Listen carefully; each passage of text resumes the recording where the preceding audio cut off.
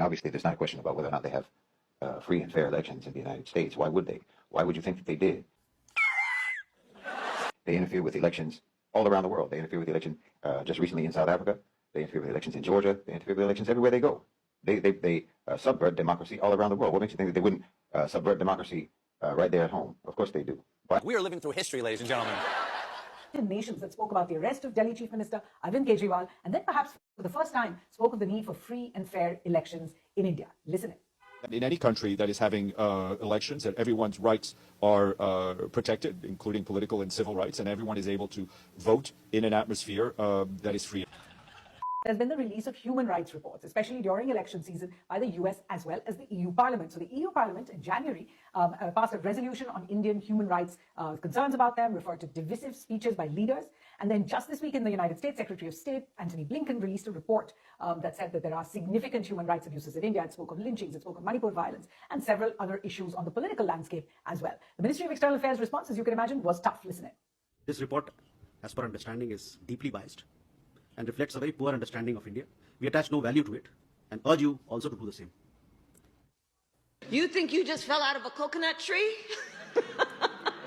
Canadian officials based in India of interfering in India's internal affairs. It then even ordered the High Commission to downsize its numbers, remember, in the context of the allegations over the assassination of Nijjar in Canada and the plot against Panun in the United States. Of course, the government's high-level panel continues to investigate these.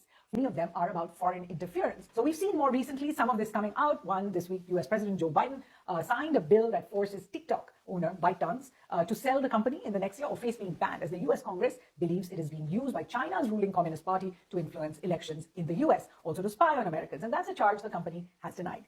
And that is good. In 2018, remember, the US Senate released a report as well that concluded that Russia's spy agencies used social media like Facebook ads to manipulate US voters in the election that Donald Trump won in 2016. Canada just completed an investigation on foreign interference during previous elections. Remember, its NSA had said that countries including Russia, China, Iran, Pakistan, and even India may have tried to manipulate them. Eventually, however, the Prime Minister came out. The report did not find conclusive evidence against India, but it did find a lot of evidence against China. The United Kingdom also conducted a similar inquiry last year with a warning. The Chinese state-backed cyber troops, as they call them, would attempt to disrupt elections in the US, in South Korea, and in India this year using artificial intelligence-generated content and with support from North Korean groups. This following what they called a trial run during the presidential election in Taiwan. We have only assumed an office for a few days ago with the mandate of the people to strengthen democracy, institutions, and values in Thailand. Pita was forced to stand down as leader while he handles his legal troubles. But party stewards say these are the old establishment tactics.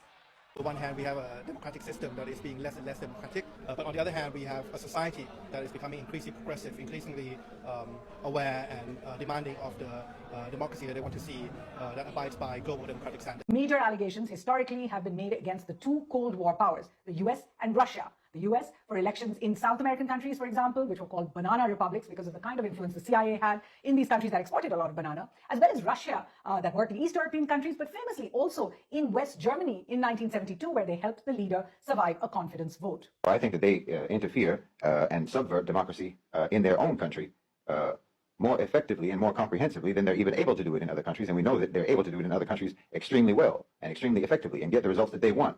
So do you think that they're not going to ensure that they get the results that they want in their own country? Of course they do. You'd be naive to think that they don't. They didn't just find out that Joe Biden has experienced cognitive decline. They didn't just find out that the man has dementia. Many Democrats have expressed concern that the president has a hard time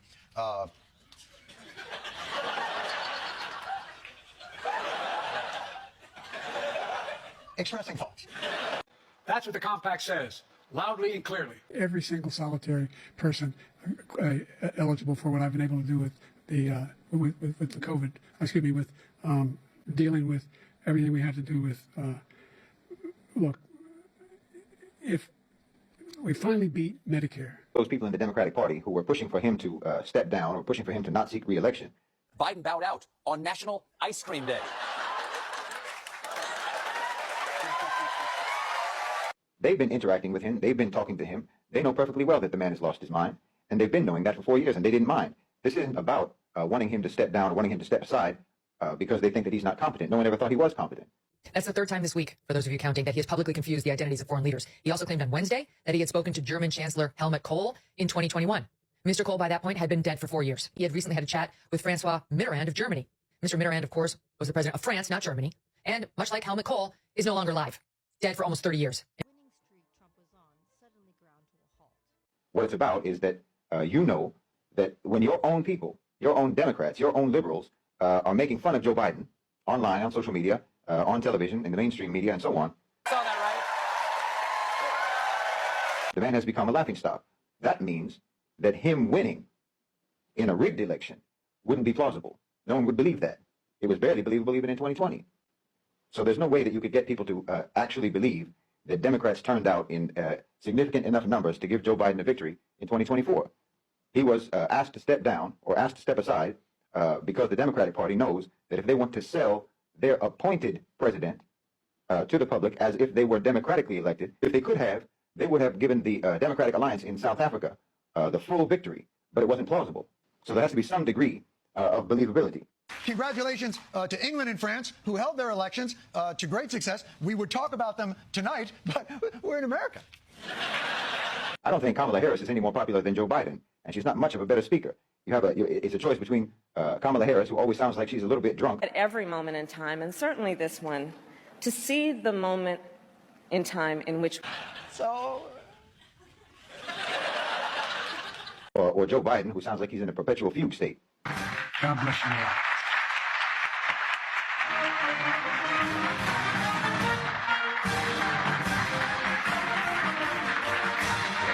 However, with Kamala Harris, you have certain factors that will be very appealing to the liberal base, to the Democratic base, that allow you to craft a narrative that makes her victory plausible, regardless of whether she gets the votes or not.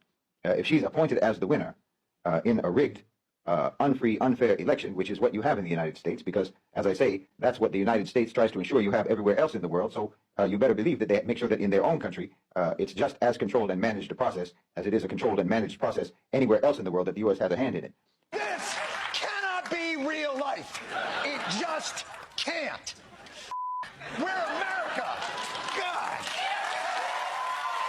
So when they appoint the candidate whom they want to win, who they've decided to win, who the oligarchs have decided should win, they need there to be some democratic plausibility to that win to make people think, either make people think that, yes, they did this candidate did in fact win, or you make such a convincing and coercive and manipulative narrative around that candidate that no one will admit that they didn't vote for that candidate.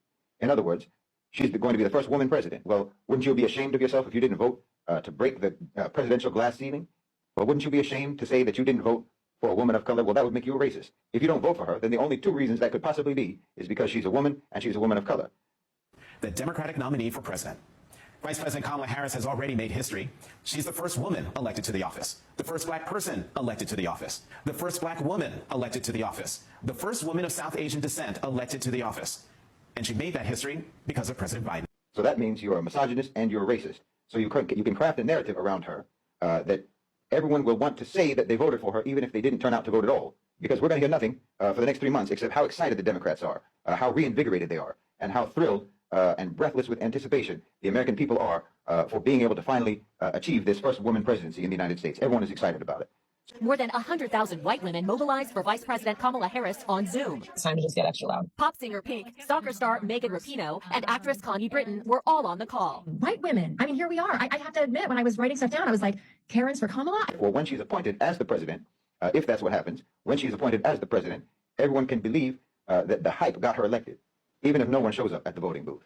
And when everyone starts cheering in triumph and applauding and congratulating themselves for being so progressive and so liberal as to elect the first woman president, the first woman of color as president, well, no one will be willing to say that they never voted for her. So it's you have a lot of strategies that you can use to convince people that it's either believable that she won, unthinkable that you would deny that she won. So I don't know if that's what's going to happen, but I don't for a second believe that they have free and fair elections in the United States, and I think you'd be a fool to believe that.